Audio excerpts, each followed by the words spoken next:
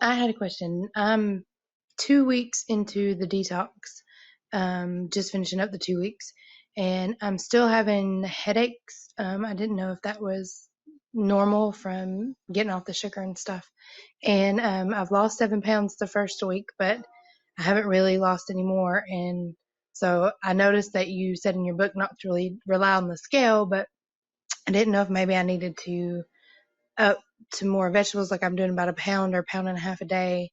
Um, I didn't know if maybe I needed to up it a little bit. I have thyroid disease, so it's always been a struggle for me to lose weight as well, on top of everything else. That's why I had bariatric surgery. But anything that you could send my way would help. Thanks.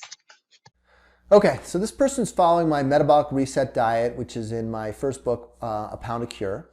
And we try to get people to follow this for as rigorously as possible for 2 weeks, and it helps to kind of reduce food cravings. Most people will have a tough 3 to 5 days, particularly if they were eating a lot of processed foods to begin with, as they kind of detox from some of these foods.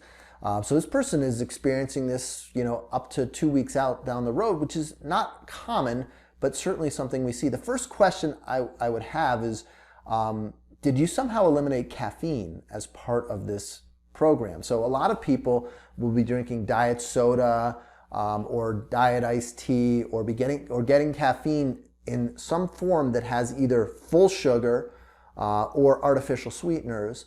And so when they eliminate those, they also eliminate the caffeine. And I will tell you, caffeine addiction is real. I'm a complete and total caffeine addict, but I get my caffeine in the form of black coffee.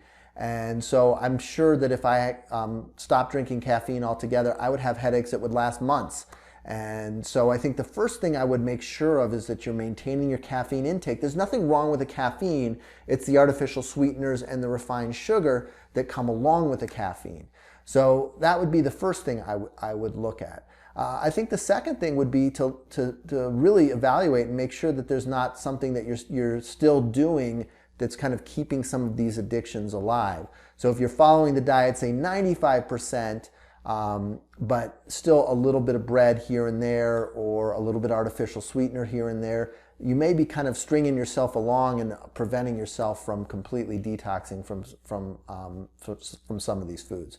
So those are just 2 tips I can come up with.